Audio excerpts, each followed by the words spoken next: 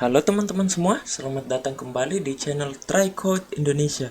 Pada video kali ini kita akan melanjutkan kembali playlist kita, yaitu belajar HTML untuk pemula. Nah, pada video kali ini kita akan melakukan beberapa hal, yaitu yang pertama, kita buka dulu folder project kita. Nah, di sini sudah ada folder untuk pertemuan 1.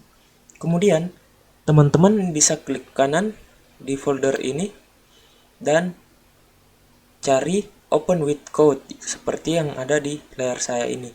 Nah, jika di Visual Studio Code teman-teman tidak ada menu Open with Code, teman-teman harus menginstal ulang Visual Studio Code-nya. Jadi teman-teman boleh membuka kembali installer yang kita download pada beberapa episode sebelumnya atau di beberapa video sebelumnya, yaitu pada saat kita menginstal Visual Studio Code. Nah, di sini kita klik 2 kali saja, kemudian kita pilih OK, kemudian kita pilih Accept. Nah, di sini pastikan teman-teman mencentang 2 checkbox yang ada di sini dan checkbox yang ada di sini juga untuk menampilkannya di desktop seperti ini. Kemudian kita klik saja Next dan Install, dan kita tunggu hingga proses instalasinya selesai. Setelah proses instalasinya selesai, teman-teman tinggal tekan tombol finish.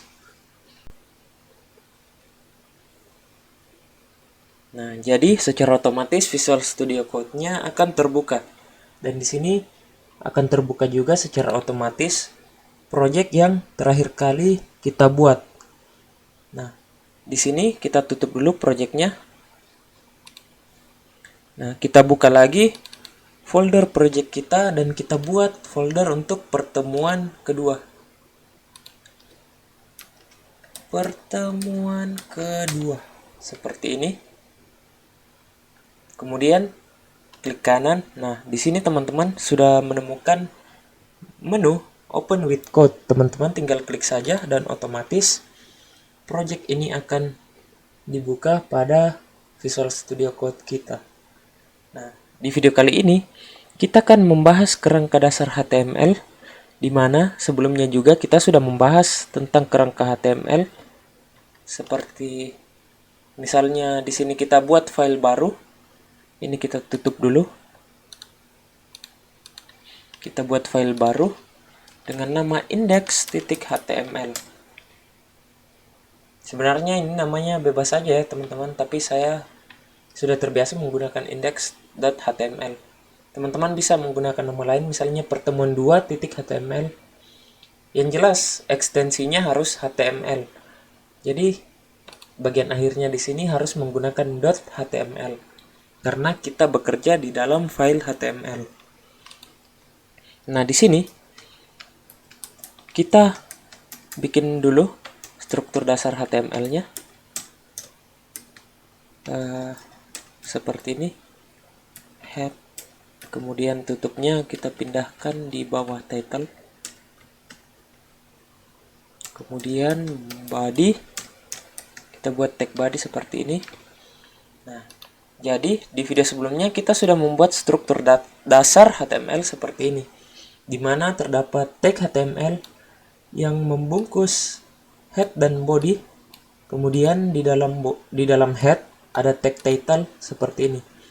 Nah, perlu teman-teman ketahui, ketika kita mengerjakan file HTML, sebuah tag akan berada di indentasi yang lebih dalam seperti ini jika berada di dalam sebuah tag atau elemen lain. Misalnya HTML ini. HTML ini adalah tag yang paling tepi atau paling di kiri ya teman-teman, karena tag HTML ini merupakan tag yang paling luar, tidak ada lagi tag yang membungkusnya. Kemudian tag head ini karena dibungkus oleh tag HTML, maka dia diberikan indentasi berupa space di sini agar kita dapat lebih mudah melihat kodenya. Kemudian ada title juga. Title ini dibungkus di dalam head, di mana head ini juga dibungkus oleh HTML. Jadi tag title ini berada dengan dua indentasi yang lebih dalam daripada HTML. Sedangkan untuk head ini hanya satu indentasi dari HTML. Jadi kita perlu tahu jika sebuah tag dibungkus oleh tag lain, maka kita harus berikan indentasi. Jadi kurang lebih begitu ya teman-teman. Kemudian di Visual Studio Code kita juga bisa membuat struktur dasar HTML dengan menggunakan shortcut. Jadi di sini teman-teman bisa ketikkan saja tanda seru, kemudian tekan tab. Nah, jika sudah seperti ini, maka struktur dasar yang lengkap dari HTML sudah bisa kita lihat di sini. Jadi di sini ada doctype.html. Ini digunakan untuk menandai bahwa file yang ada di sini merupakan file HTML. Kemudian ada tag HTML, kemudian ada atribut. Jadi teman-teman tidak usah pusing dulu mengenai atribut-atribut yang ada di sini seperti lang, charset, name, content, dan sebagainya.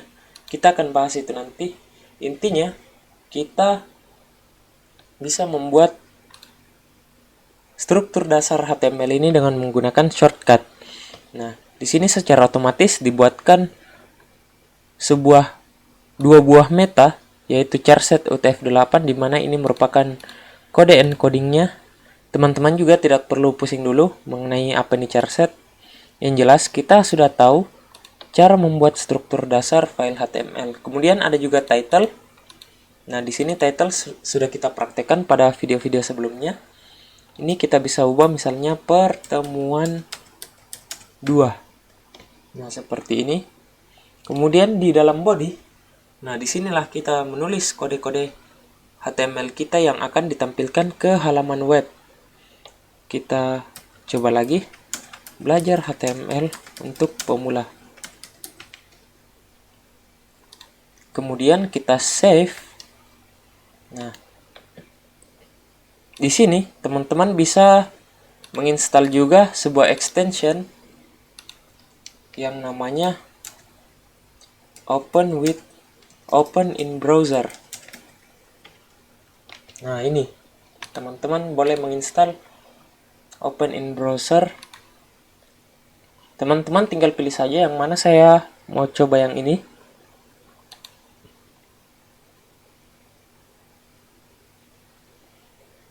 Nah, setelah itu kita klik kanan di sini.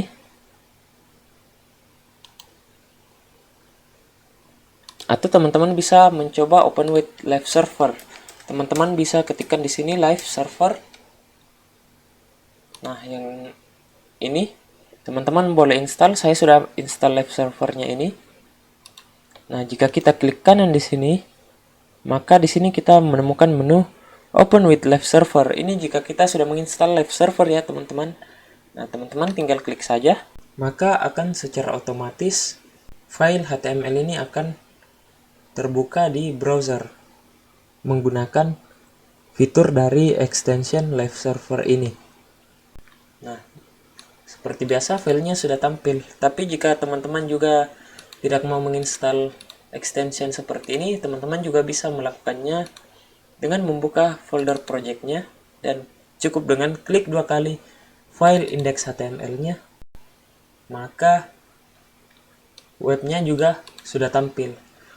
Jadi mungkin itu dulu terkait pertemuan kita pada video kali ini. Kita sudah membahas mengenai struktur dasar HTML serta shortcut yang bisa digunakan untuk membuat project atau file HTML, dan kita juga sudah mencoba beberapa extension. Dan jika teman-teman juga masih bingung kenapa warna yang ada di text editor saya mungkin berbeda dengan warna yang ada di text editor teman-teman, itu karena saya juga menggunakan extension. Jadi teman-teman boleh mencoba-coba extension yang ada di Visual Studio Code ini. Jadi saya di sini menggunakan extension Synwave. Saya ketik saja Synwave. Nah, saya menggunakan Synwave ini. Kalau teman-teman mau juga menggunakan scene wave ini, maka temanya akan berwarna seperti yang punya saya.